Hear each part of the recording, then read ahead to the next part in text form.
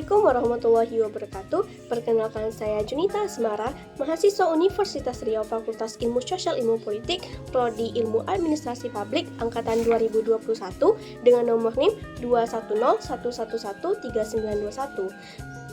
Baiklah, pada video ini saya akan memberikan penjelasan serta menjawab dari soal UTS mata kuliah Komunikasi Organisasi yang diampu oleh Bapak Dr. Zulkarnaini SOS MSI.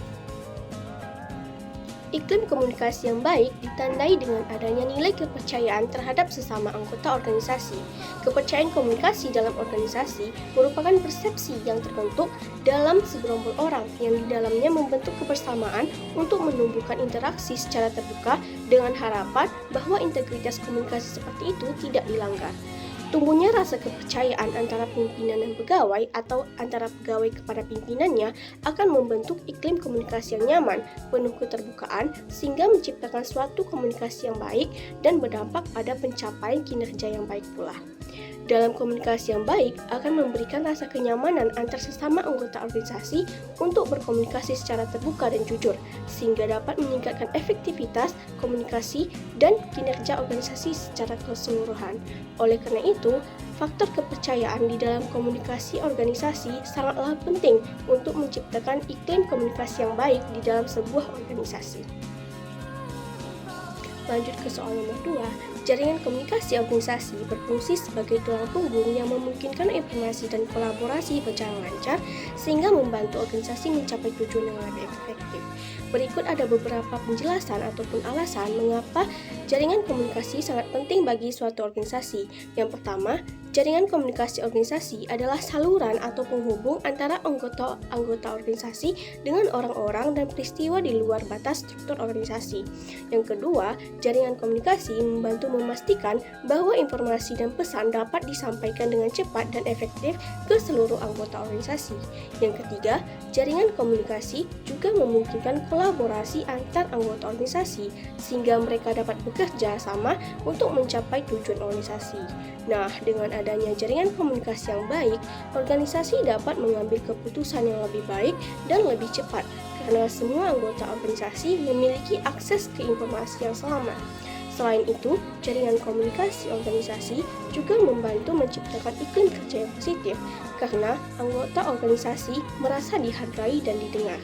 Dengan demikian, jaringan komunikasi organisasi sangat penting bagi keberhasilan organisasi dalam mencapai tujuannya. Lanjut ke soal nomor 3, jelaskan manfaat teknologi informasi dalam organisasi.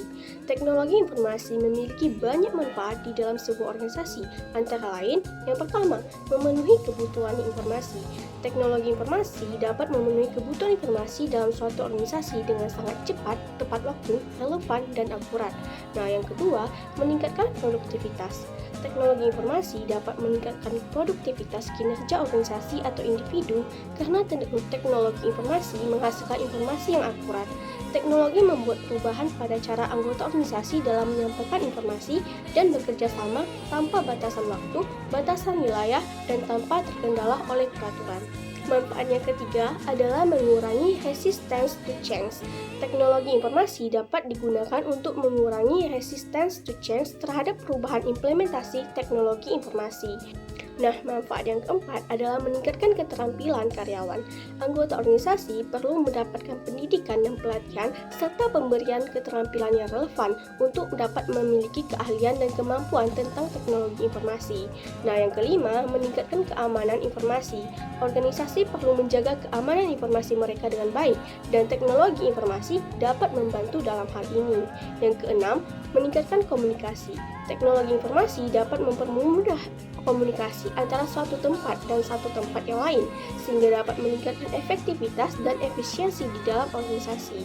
Yang ketujuh, untuk meningkatkan kemampuan pengambilan keputusan. Teknologi informasi dapat membantu organisasi dalam mengumpulkan, menganalisis, dan memproses data untuk membuat keputusan yang lebih baik. Manfaat yang kedelapan adalah meningkatkan keunggulan bersaing. Teknologi informasi dapat digunakan untuk menciptakan dan meningkatkan keunggulan bersaing bagi suatu organisasi. Dengan demikian, teknologi informasi memiliki peran yang sangat penting dalam meningkatkan efektivitas dan efisiensi bagi suatu organisasi. Baiklah, mungkin itu sekian pemaparan serta penjawaban dari soal UTS komunikasi organisasi dari saya. Semoga dapat bermanfaat. Lebih dan kurangnya saya akhiri dengan wabillahi taufiq wal hidayah. Wassalamualaikum warahmatullahi wabarakatuh.